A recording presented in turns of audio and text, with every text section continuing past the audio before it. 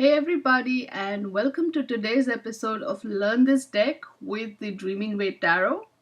It's a Monday, and we're going to learn the Devil card.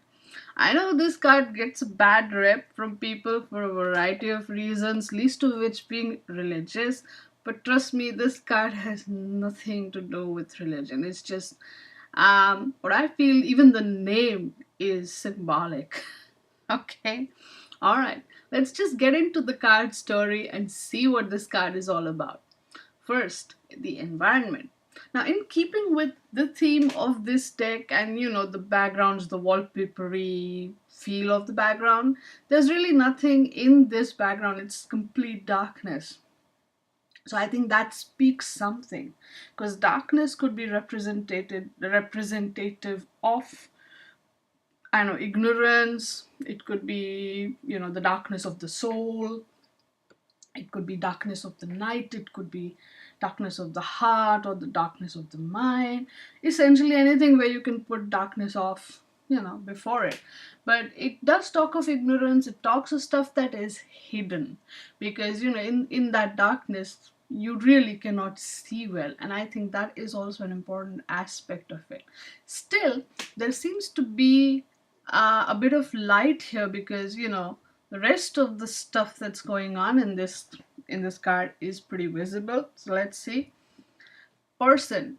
Here we see uh, this person who has bat wings and horns spouting from his head, and he's holding chains in each of his hands, he or she. And now this figure, though, before we go into the next bit of the person part of it, this person is larger than life. That was what came to me when I was writing down my thoughts about this person's, because he, compared to the two people in the picture, this figure, well, you can see he's disproportionately larger there. Now, of course, there are chains he's holding, and tied in and chained in those chains are a man and a woman, right? Then also another thing that sort of drew my attention was his jacket, the yellow orange jacket with the buckles that this person is wearing. And for some reason, that jacket made me feel like he had, restrictions upon him in like how much he could move his hands. I don't know what that, sorry, that angle hasn't revealed itself much to me really, but that was the feel I got with it. So, we have these two people in chains. They're kind of holding hands, maybe having a conversation, and then you can see their shadows, right? So there's definitely a light source somewhere in that darkness, of course. That's why they're casting shadows there, right? So, what was the symbolism? Like I said, the darkness is all about ignorance and stuff that is hidden. The fact that this central figure is, in a larger size there, it's sort of, the words that came to me were disproportionate or blown out of proportion. So everything about this person or this horned figure is blown out of proportion. Then the chains to me represented ties or bonds or prison. Okay. And the jacket, as I said, is all about the restrictions. So let's look at the LWB and the words, phrases, sentences that sort of stood out for me in the LWB. Now, according to the author, this card is the key to the agony in your mind caused by obsession, right? You can release yourself from the emotional entanglements and dependence upon others. This is what the challenge, I suppose, would be for a person who is caught, entangled in this card. This card is also about the mindless pursuit of power and pleasure, and it's a dark path, and ultimately facing the unknown brings you back into the light.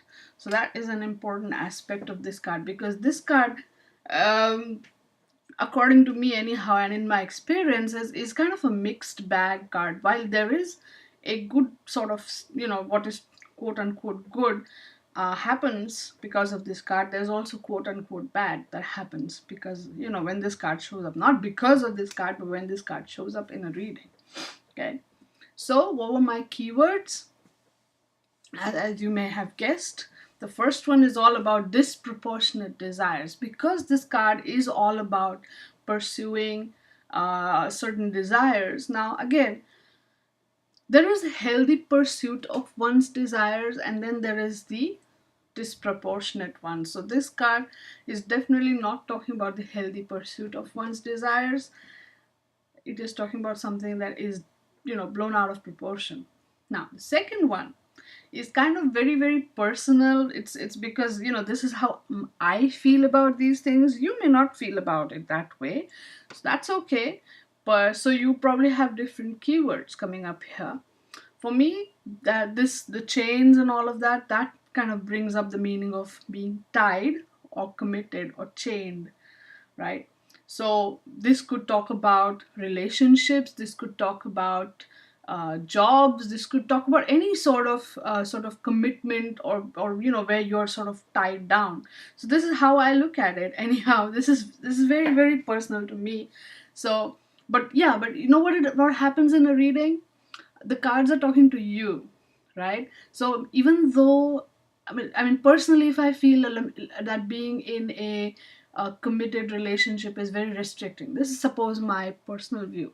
This is how the cards will talk to me about it, right? So if and when that meaning is supposed to come up in the reading, and the client also resonates with this, and this is what and something related to that is supposed to be sort of highlighted in the reading, that's when the whole thing will bubble up for me with this card. But it doesn't always happen that way. Or for example, if let's say, it's got that positive slant, like I said, mixed bag. So for example, if a client asks, will I get a job, will I get married? Now, because I see a certain sort of slant about these things in this card, and this card pops up, and I'll be like, yeah, sure, you'll get that job. Yeah, sure, you'll be in a committed relationship, right? That's what this tied or committed angle comes to me as. Then again, there's also the very big materialistic angle to this card. All right. This card can bring in a ton of materialistic benefits when it comes, right? When it shows up in a reading, it can show that also. However, there is something, it's not just, stuff that comes to you. There are chains, there are strings attached. That's how that materialistic benefits manifest with this card. All right. So, what do you do when you reverse this card? What happens with the meanings or the keywords, right? Reverse, this card can talk about someone who is more balanced or more grounded with his or her desires, which is probably something more positive, I suppose. Then you can also see them, the chains are falling off. So you can say you're freed or released from these chains or bonds or restrictions that were placed upon you. And then, of course, this card on the flip side sort of can talk about, especially reversed, when it comes up in a reading, it may depict a delay or a loss in the material benefits that are there. So like I said, mixed bag, both upright and reversed. But this is an interesting card, and especially it connects with the shadow archetype, right? And I like how in the picture, with the use of light, they have shown the shadows of these two people being cast on the dress of the person, the main figure there. So I will put a link to the article I wrote about the shadow archetype in the description. You can have a look. But yeah, I mean, if you really want to sort of take the shadow archetype thing further, because I'm not going to talk about it. This is going to be a 2-hour video if I start talking about it. So the next bit, I wrote the card story, and so I just said, okay, since there are 3 people here in this card, let me see whose head I very naturally get into, and I found myself in the head of the horned figure. So, and I guess what caught my attention is the fact that this person, this horned figure, while he's holding his chains and doing his thing, he's not really looking at those two people. He's looking somewhere else.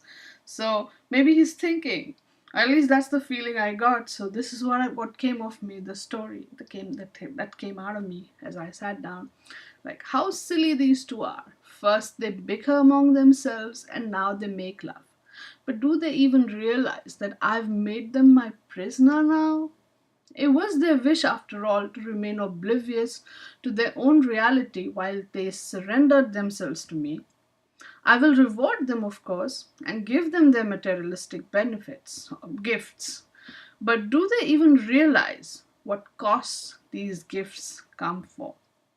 So it's like this is the feeling I got, right? Like he's doing his job. He may not necessarily like it, he may not necessarily enjoy it, he may not necessarily feel good about it. He's just doing his job, which is to get these people to surrender to him. And yes, as a reward, whatever he's promised, he's not going to break his promises. He will give them the materialistic gifts that they wanted. And these people chose to remain oblivious. So that's how the darkness sort of comes in play. But then he's like, do they even know what the costs are for all the stuff that they're getting? You know, like he seems concerned for them. So that was an interesting feel I got when I wrote the card story. So, what was your card story? What was your journal entry like? What were your keywords? Come on, go right ahead. Take a picture. Take a picture of the card if you don't want to share the journal entry. That's fine. Just take a picture of the card and post it on Instagram or Facebook or Twitter. Use the hashtag learn this deck. You can also hashtag it with the devil, the Dreaming with Tarot, and Tarotically Speaking if you want. Basically, with one or many of these hashtags, we can find each other and we can get together like this online and learn this deck, right? So I will be waiting to see what your journal entries are all about. Okay, here you can see a picture of my journal entry, and I've put a very nice filter on it. That's fun what you can do in iPhotos. Anyway, so talk to you again tomorrow with the next card, which I believe would be the Tower card.